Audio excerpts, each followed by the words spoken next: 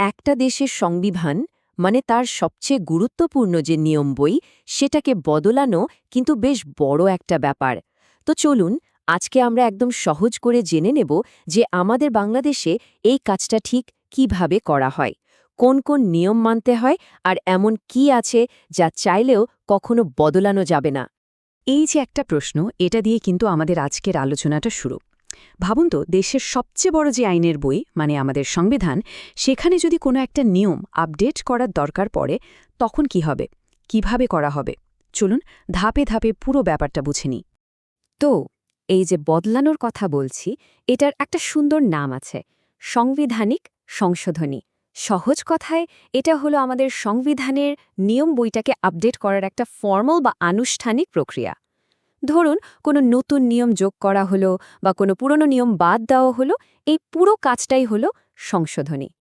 আচ্ছা, এখন প্রশ্ন হলো, এই যে এত বড় একটা পরিবর্তনের ক্ষমতা, এটা কার হাতে? বাংলাদেশের সংবিধান বদলানোর এই বিশেষ ক্ষমতাটা কিন্তু দেওয়া হয়েছে আমাদের জাতীয় সংসদকে।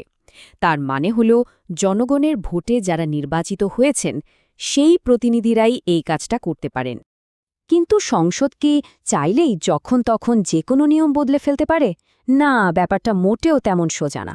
এর জন্য একটা নির্দিষ্ট পদ্ধতি মেনে চলতে হয়, আর সেই পদ্ধতির প্রত্যেকটা ধাপ খুব পরিষ্কার করে লেখা আছে আমাদের সংবিধানের ১৪২ নম্বর অনুচ্ছেদে। এই নম্বরটা কিন্তু খুব গুরুত্বপূর্ণ, মনে রাখতে হবে। সংবিধান সংশোধন করার যত নিয়মকানুন আছে তার সবকিছুর চাবিটাই হলো এই ১৪২ নম্বর অনুচ্ছেদ। দেখুন, পুরো প্রক্রিয়াটার মধ্যে আসলে মোট ৩টা সহজ ধাপ আছে। প্রথম ধাপ হলো সংসদে একটা বিশেষ বিল তুলতে হবে, আর সেই বিলের নাম বা শিরোনামেই লেখা থাকতে হবে যে এটা সংবিধান সংশোধনের জন্য আনা হয়েছে।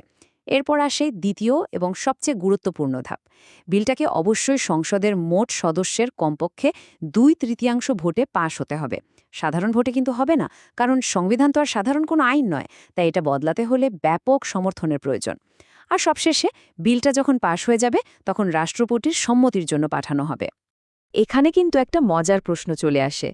ধরুন বিলটা পাস হয়ে রাষ্ট্রপতির কাছে গেল, কিন্তু তিনি ৭ দিনের মধ্যে কোনো কারণে সম্মতি দিলেন না, তাহলে কি হবে? সংশোধনীটা কি ওখানেই আটকে যাবে? উত্তরটা হলো না, মোটেও আটকাবে না।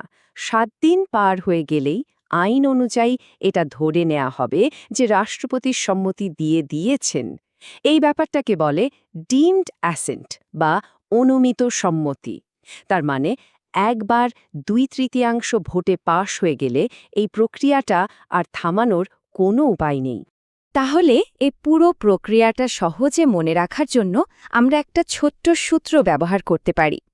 যখনই অনুচ্ছেদ ১৪২ কথা মনে হবে, ভাববেন একটা স্পষ্ট শিরোনামওয়ালা বিল, ২/৩ ভোট আর রাষ্ট্রপতির জন্য ৭ দিন, ব্যাস।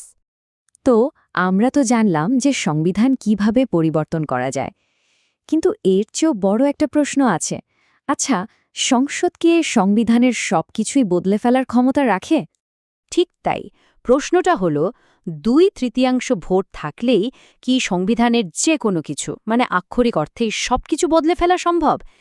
উত্তরটা হলো একটা জোরালো না। আর এখানেই আমাদের সংবিধানের একটা অসাধারণ রক্ষা কবচের কথা জানতে হবে। সেটার নাম হলো অনুচ্ছেদ ৭-এর বি। ভাবুন, এই অনুচ্ছেদটা সংবিধানের কিছু মৌলিক বিষয়ের ওপর একটা মজবুত তালা লাগিয়ে দিয়েছে। কারণ একটা দেশের কিছু মূল ভিত্তি থাকে, যেমন তার চরিত্র বা নাগরিকদের অধিকার, যেগুলো বদলে গেলে দেশটার পরিচয় হারিয়ে যাবে। তাহলে চলুন দেখি এই তালাটা ঠিক কোন কোন জায়গায় লাগানো আছে। এর মধ্যে পড়ছে সংবিধানের প্রস্তাবনা বা ভূমিকা, প্রজাতন্ত্র কেমন হবে সেই সম্পর্কিত প্রথম ভাগের সব অনুচ্ছেদ, রাষ্ট্র পরিচালনার মূল নীতি নিয়ে দ্বিতীয় ভাগের সব অনুচ্ছেদ, আর সবচেয়ে গুরুত্বপূর্ণ হল নাগরিকদের মৌলিক অধিকারের নিশ্চয়তা দেওয়া তৃতীয় ভাগের সবগুলো অনুচ্ছেদ। এগুলোকে বলা যায় সংবিধানের লকড জোন, এগুলোতে হাত দেওয়া যাবে না। এই পুরো আলোচনার সাথে জড়িত একটা ছোট্ট ঐতিহাসিক তথ্য আমাদের জেনে রাখা ভালো, আর সেটা হলো গণভোটের বিষয়টা। একটা সময় ছিল যখন সংবিধানের কিছু খুব গুরুত্বপূর্ণ অংশ বদলাতে হলে শুধু সংসদে ভোট দিলেই হতো না, দেশের সাধারণ জনগণেরও সরাসরি ভোট বা গণভোটের প্রয়োজন হতো। যদিও সেই নিয়মটা এখন আর কার্যকর নেই, তবুও এই গণভোটের আইডিয়াটা নিয়ে কিন্তু প্রায়ই আলোচনা শোনা যায়। আচ্ছা, এতক্ষণ তো আমরা অনেক কিছু জানলাম। এবার চলুন যা কিছু শিখলাম তা একটু ঝালিয়ে নিই, তাই না? এই অংশটা আমাদের জ্ঞানকে একদম পাকাপোক্ত করে দেবে। চলুন কয়েকটা ছোট্ট প্রশ্নোত্তরের মাধ্যমে ব্যাপারটা পরিষ্কার করে ফেলি। আমাদের প্রথম প্রশ্ন, সংবিধান সংশোধনের যে পুরো প্রক্রিয়া সেটা কোন অনুচ্ছেদে লেখা আছে? একদম ঠিক, উত্তরটা হলো অনুচ্ছেদ ১৪২। আচ্ছা, পরের প্রশ্ন, সংশোধনী বিলটা পাস করার জন্য ঠিক কী ধরনের ভোটের প্রয়োজন হয়? মনে আছে তো? সাধারণ সংখ্যাগরিষ্ঠতা নয়, এখানে দরকার বিশেষ সংখ্যাগরিষ্ঠতা। অর্থাৎ সংসদের মোট সদস্যের কমপক্ষে ২/৩ ভোট লাগবে। আর আমাদের শেষ প্রশ্ন, সংবিধানের সেই রক্ষা কবচটার নাম কি?